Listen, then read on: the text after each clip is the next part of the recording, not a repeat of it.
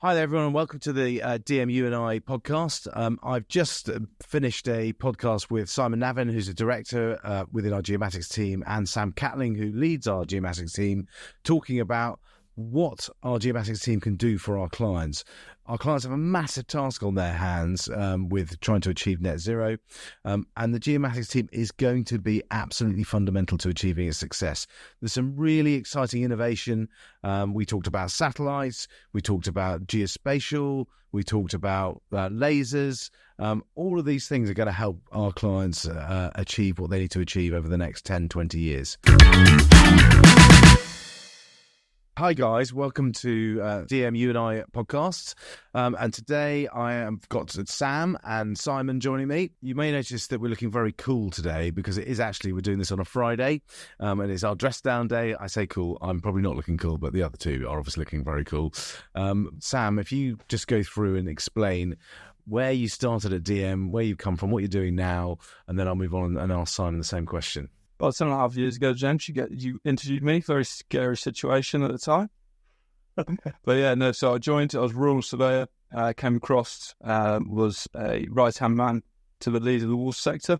Led the water sector for a period a couple of years ago. And now I'm a leader of the Geomatics team. Great. And Simon? I joined DM in January. So got to know yourself and Sam last summer and really pleased to join in January. My background is very much in the land survey geomatics space, but then gone on to be what I would classify as a data professional within location intelligence and geospatial. So quite a potted history across many different industries and sectors, worked in construction, environmental planning, visualization, working for tier one contractors, also working for the National Mapping Agency, Ordnance Survey. So a good potted background of everything to do with data and location. And I think it'd be quite interesting, hopefully, for people listening, for to just kind of run through what our Geomatics team does, because I think everyone knows us for going out and getting consents, but they don't really know much about our Geomatics team. And I think it'd be really great for you guys to kind of paint that picture and actually really spell out how important it is to us, not only now, but for the future as well. So obviously I've come from the land and property side of the business, and my interaction with Geomatics prior to coming across and essentially being the person that enables us, the team of professionals within Geomatics to develop and further to enhance our services, was literally just supporting me to deliver what I was delivering towards clients more and more efficiently. Through the use of data and solutions. Well, I see us as an enabler of all things location. So location intelligence, it's a term I like to use, is how we add that intelligence to anything that requires a location content. And let's face it, most of the challenges we solve for our clients are place-based. But what Geomatics does is it adds that level of intelligence to location data or location challenges. And that could be from how we capture data with our land survey team, who use all sorts of modern technology and traditional technology to create data that can build maps or content, from the land referencing team who do a lot of analytics and look at how ownership is derived and some of the challenges around that, through to the GIS and CAD team who use digital data, produce maps, plans, analytics. It's that whole history, that whole life history of capture right the way through to use and delivery. And I think what we do is we offer that service to enable the rest of the business to deliver really efficiently and have that backdrop of location intelligence. Just so people get an idea, what kind of size of team do we now have at DM? So we're a team of 18, exactly 18 as of today, and we have aspirations over the next 5 years to sort of triple that. In terms of the but productivity, actually more like 10 times in terms of that through use of technology and systems. And I think you talked about, Simon, the different areas that we covered there. So we've got the kind of what we have at the moment, the three core areas, which are land referencing, the GIS and CAD work, as well as then the GPS guys. The guys with the yellow boxes, as I call them, but just dealing those one by one. The land referencing team give us some idea of some of the kind of projects that they've been involved with, just scale as well, just so we get an idea of that. So one of the biggest we've been involved with, and is very nearly over, is Gatwick, and the expansion there at Gatwick. The size of it, and in terms of pages of the book of reference, is about 14,000 pages. It's huge. How many people are we actually affecting that we have to consult with on that project? Into the thousands? It's into the thousands, yeah. As far as I'm aware, we're having to consult everybody who's on, not only affected by the red line boundary of the second runway, but also affected by the flight path. So there's an awful lot of people. And I think that's something that I didn't appreciate when I first joined DM, is understanding the scale of consultation for something that land referencing offers. And then obviously recognising that that is a true geomatics location intelligence function. So big schemes, the HS2s, the Gatwicks, these schemes, when you really start to understand all the different affected parties, when you see that as data, when you see that on a map, when you scale out, you actually understand what a massive undertaking that is. And yes, we support that through digital, we support that through technology, but there's a huge human interest there as well in terms of the negotiation, the consultation that has to take place. And just going back to our point about having 80 people within our team doing it, when you look at the size of other geomatics functions across the country, we are significant in our size, the investment that the business has made. Moving on then to the GPS guys, the guys at Yellow Box. And these yellow boxes seem to get more and more expensive, as I'm noticing. And more. Well, I think they get cheaper, James. Yeah, that's it. Well, but I mean, it has, again, that has changed. And again, give us some examples of kind of the day-to-day stuff that these guys are doing. It's really interesting. So surveying or land surveying, geospatial surveying, geospatial engineering, the work that Lee and the team do, the principles of that haven't changed for thousands of years. It's about measuring angles and determining where things are level. But the way technology has evolved has allowed that to happen more efficiently. So what they're doing is they're doing what people would call traditional topographical surveys, so surveying land, understanding space, size, level, access. But they're also using things like laser scanners. They're looking at investing in drones so they can capture things like 3D topography.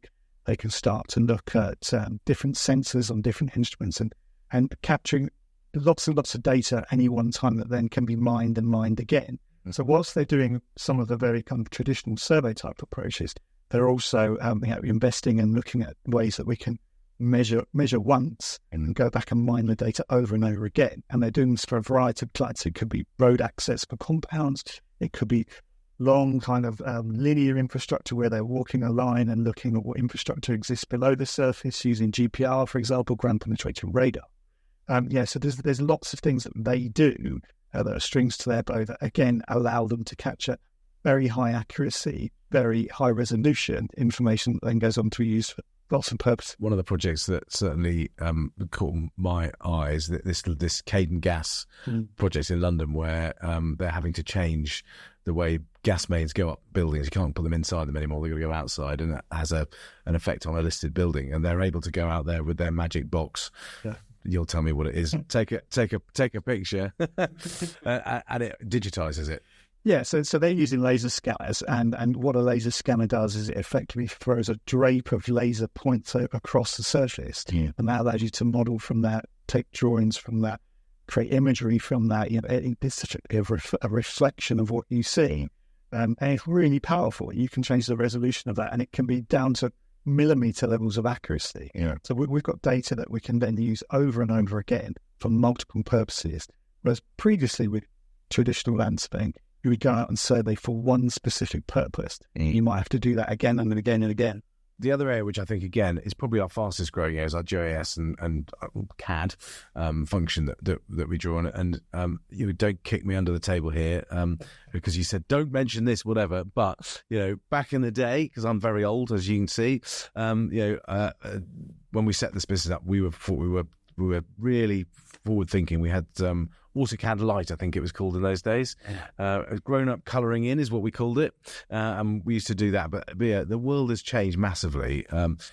We now have a team. We now have a team that is fully focused on that. Give us a bit more information on kind of the GIS team, what they get up to on a day-to-day basis. So GIS and CAD, I think, is, as I say, it's a really developing area, and the reason why that is because of the availability of data and the way that technology has allowed us to manipulate that data. So it has moved from that grown-up colouring in. And I remember back in 94, 95, I was on secondment to Anglian Water using their first LIS, as it was called, Land Information System. We were digitising using pucks over paper plans and starting to add information. That was the first time I saw that we could link data and information together and put it on a map. That's advanced massively. And what GIS has done is it's allowed us to put layers and layers and layers of information and insight into one central place. And what our team do is they build those layers up to allow people to do analytics and insight in a way that hadn't previously been seen before. We can bring imagery in, we can bring captured data from surveys in, we can start to look at things at a macro level or a micro level. Yeah, and what that does is it creates a lot of opportunity for us to start to enable our clients to make better decisions. And the information that they provide, whether it's in plan format, whether it's in a web application, whether it's in a web map or a dashboard, it goes on to provide better decision-making opportunities. And I think it's so powerful, and it's such a sea change in the way people manage information about a place now. We're already going to see that grow and grow and grow, particularly as infrastructure and digital and data technology continually changes and gets faster. You know, I think we're seeing some very sort of quick changes happening. I'm thinking, one of our client sort of concerns we have is finding sites, for example. Old-fashioned way of doing it is you drive around the countryside for days and days trying to find something, find the site, the client goes, that's no good, and then you go back out there again. That doesn't happen anymore. And you guys have developed something that's quite special on that, I think. Yeah, so we're looking at, we're in the middle of we're just about to roll out what we call a DN Site Finder application. So that will allow anyone in DN to use some fairly basic criteria, some imagery, some open data that's available, and the criteria that we can define ourselves or with a client to find suitable sites. And we can continue to build on that, and they can do that at their desk. And that might give you 90% of the answer, whereas previously you might have to go and get 90% of the answer out in the field. Yeah. You could then narrow down to those 10%, that final 10% where then you might need to go out or consult with your client. You've shortcut the process massively. And we can only do that because of the availability of information, the way the resolution has changed, the way we can build criteria and analytics into those desktop services. And that's a real part of our ambition, is actually to almost democratize the use of geospatial out to the business. So allow people to self-serve, use those tools. Whereas previously it was something that was very much in the hands of a dedicated professional. I was going to ask, and this is probably to Sam, a question really, which is, we got all these different services that we do within our Geomatics team. You've obviously come at this from, you're not a geomatics surveyor. You're there obviously in terms of the leadership side. But my question to you is really about how have you seen the integration of the whole geomatics service throughout the rest of DM, and how does that help it, perform on a day-to-day basis? So we are developing solutions, geomatics solutions, one being a site finder tool specific to the utilities and infrastructure sector that will benefit everyone. What I mean by everyone, internally within DM in terms of finding these sites, and equally externally with clients, giving them speedier access to options for sites to develop whatever, or use sites for whatever they might need to do. Temporary access for compounds, sites for substations, pumping stations, outfalls for sewage treatment works, whatever it might be. It enables everyone to get to that, get to the options and get to the final recommendation far quicker than previously. People like an easy life. Geomatics are there to make everyone's life easy across the business in terms of the services we provide. And you've just said it, James. And probably a question back to you. Did you ever see Geomatics been such an integral service to the future of DM as it is, well, as it from where we're sat now, as it looks like it's going to be from when you were colouring in. And I was literally colouring in, I suppose. I think there was always technology has always interested me, and I think particularly, like you say, how to make life easier. You know, being as old as I am, I can remember doing colour photographs, sticking them in, and all that kind of stuff. Obviously, those days are gone, and I'm delighted that life is easier now. But I think for me, what's quite exciting, and we'll get onto this later, is actually what's ahead. Is that I've seen some massive step forward that this company's done over the last sort of 3 or 4 years, because the pace has picked up with that change, and that's what excites me. And that's why we've invested in it, is because I think if we don't invest in it, well, we'll fall behind. I think some of that is driven by expectation and experience as well. We've seen technology move so quickly in the last 10 or 15 years. The smartphone has actually really accelerated the use of geospatial technology in the industry. There is an expectation now, because everybody has a smartphone and they have the map of the world in their pocket, that they will engage in a similar way that they do through their smartphone with mapping and technology. The expectation is it will be as easy as I use it for planning a route when I'm driving to work or going on holiday and finding something. And industry and we have to respond to that expectation and that experience. So it's pushing us all. I think those kind of consumer level products and consumer level change in technology is pushing us all in industry and to deliver in a different way as well. And that there's a low tolerance for poor experience now around digital, because people are used to working in that old, living in that way. So we have to transfer that into the way we work. Mm-hmm. And it's the demand. There's so much demand on us in our industry now to produce more with less, and therefore technology, geospatial solutions is going to fill that gap. Yeah, I mean, you're dead right. I mean, we've had a number of podcasts here talking about the kind of what the future looks like, and we'll get and talk about the future on Geomatics in a minute. But we've got a wall of work ahead of us. If we're going to hit net zero and achieve what we need to achieve, we aren't going to do that without innovation. And I think for me, the exciting bit I think is we've got to make sure that whatever we do in the Geomatics team is actually across everything that we do at DM. They've got to link together. It's got to be a push across it all. Otherwise, we won't get the full ramifications of the efficiencies that we need. But I want to talk about future and it's sort of what we think is going to happen down the tracks.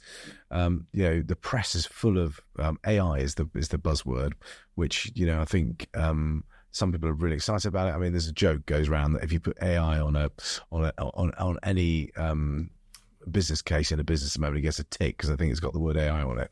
But there are also some people out there who are sounding the alarm bells, and I think we've got to make sure that we listen to it all, but not just focusing on AI, but the whole kind of innovation process. Is how do you think that's going to map out over the next 2, 3, 4 years? Because it's so fast moving.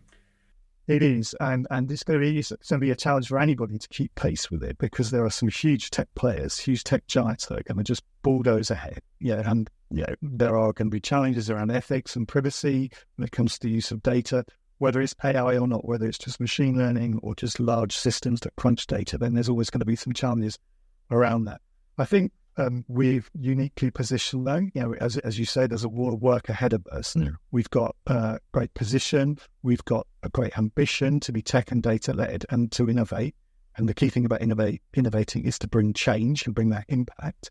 But I think we can respond to that, and we're setting ourselves up to respond to that. I think that those fears around AI, that they're right, because we don't quite know sometimes who's programmed the AI, what their biases are, what's embedded within all that. But I think we can understand that as an industry. We can understand that as an organisation. We can adopt our own safeguards and our own security safeguards, and we can reassure our clients to do that. But we will see the benefits in terms of the efficiency it brings, the way it allows us to look at much more data. Imagery is a great example of that. 5-10 years ago, it was really, really difficult to process imagery because it was heavy, It came from satellites, it came from aeroplanes, and it was hard to move around. Now we can share that with greater infrastructure in the cloud. We can move things around and we can analyze it and we can crunch it using AI and using technology in ways that we couldn't do before.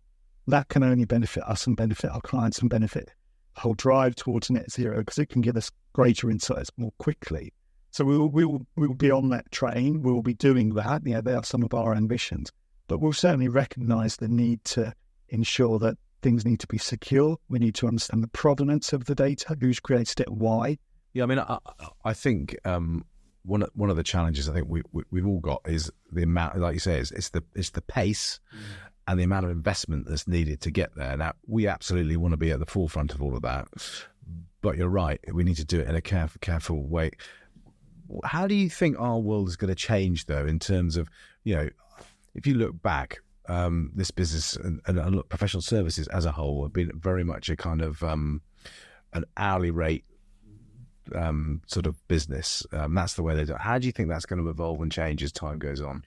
Well, I think we're going to see a move to more of a services and solutions type approach. Now, there will still always be a need for professional services and for people to have those human conversations of, the hourly rate, the billable hour in consultancy isn't going to go away overnight. But we recognise that actually services and solutions and product-based delivery is something that more and more organisations are doing. We'll have to adapt and support some of that as well. And we'll wrap those services together. So there'll be a service delivery model that could include people's time, it could include products, it could include an end-to-end service. So our commercial models will have to evolve as will others. And customers, clients will demand that. Also allows us to deliver value quicker and more efficiently. And for our clients to realise that value quicker and more efficiently, which is ultimately what they need. We will be supplying bundled products, essentially, with an outcome that will be valued based on that outcome to the end user. Anyone can give you a bundle. Yeah. But where we add the value is the people. And I was going to come on to the people because we talked a lot about the kit and the kind of the tech. But obviously, we've got 80 people working in our Geomatics team, and we are very lucky. We've got lots of real skilled people working day to day for us. But in terms of DM and actually the added value that we bring, can you just go into that in a bit more detail? Because yes, we've got all the kit and the toys, but that's not what it's about, is it?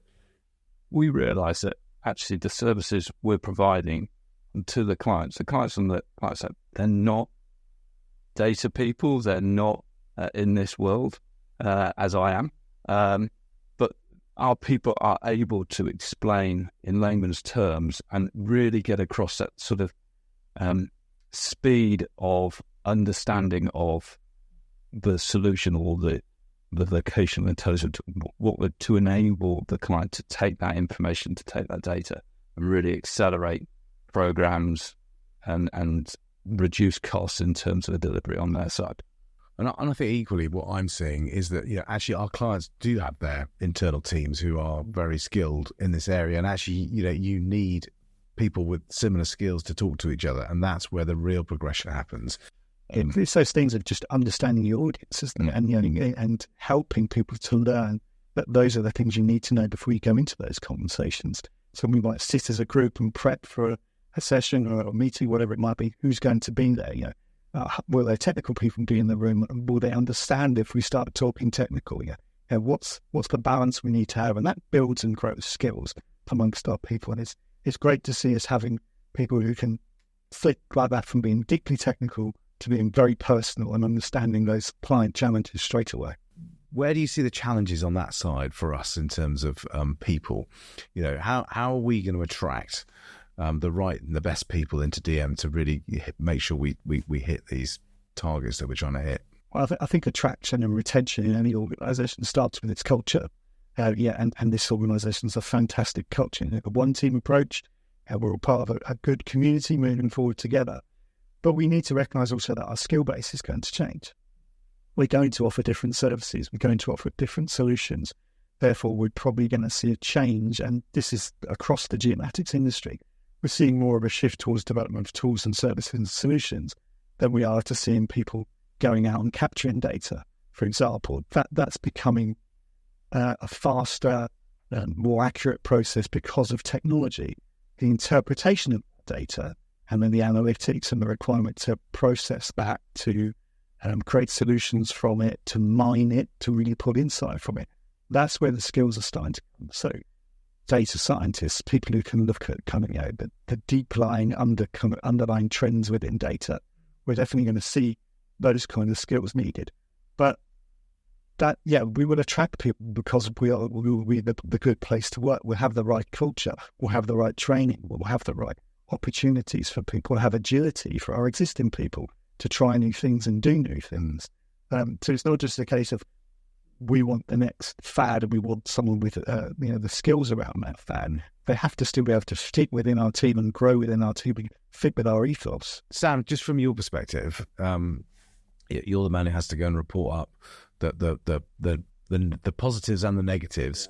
Where do you see challenges for you in terms of leading that team forward and growing that team? Where do you see the key challenges ahead? We need to attract that top talent that are going to have the thoughts that we don't in terms of what we can achieve.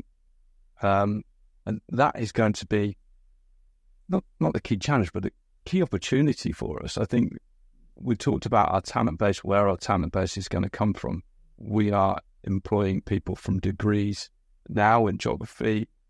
We will look, and we are employing people from more of a data science background because of the requirement that we need. And you talked about getting data scientists in and all that kind of stuff. It's more about the cost of developing some of these tools, and actually us being clever about working out, okay, look, what is the end result? Because going right back to what we talked about in terms of our how we charge up for our services has got to change so that actually we can invest for it to make actual financial sense for. Well, that return investment triangle I talk about, the innovation triangle, desirability, feasibility, viability, those are the three things you always have to close when you're looking at investment.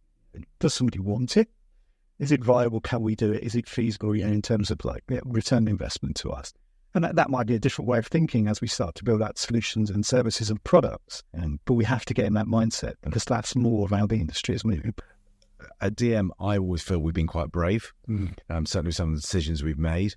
But I think we're going to have to get a lot braver to be able to be where we want to be going forward. And I think that's a challenge for us all, in that we are going to have to take some brave decisions to get there. But that's quite exciting. Oh yeah, absolutely.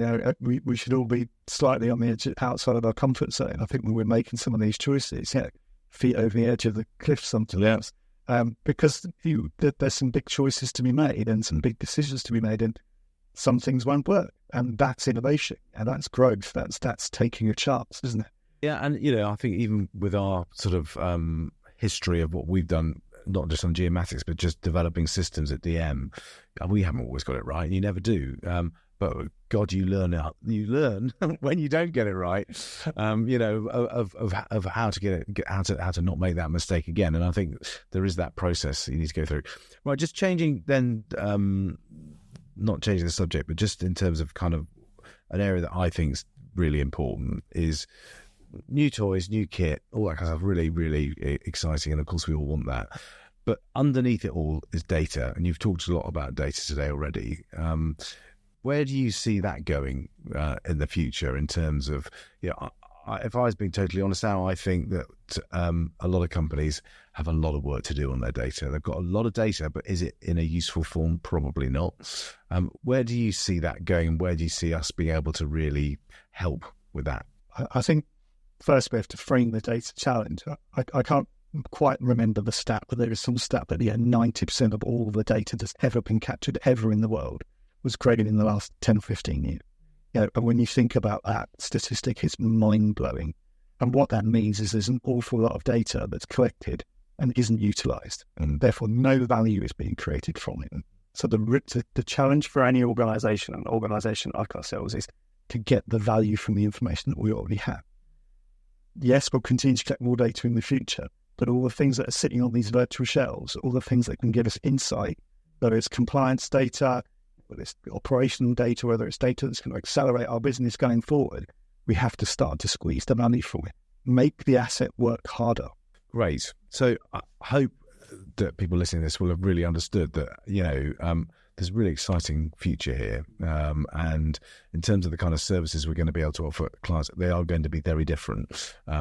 But offer everybody some real efficiency. I think the challenge that we've got is making sure that we make those right decisions to get there. But really interesting to hear what you guys have got to say. Thank you for all of your insights. And I think we will get you back in, probably do a little bit more detailed podcast on maybe some finite areas. But it's been really interesting today. Thank you very much. Thanks, James. Cheers.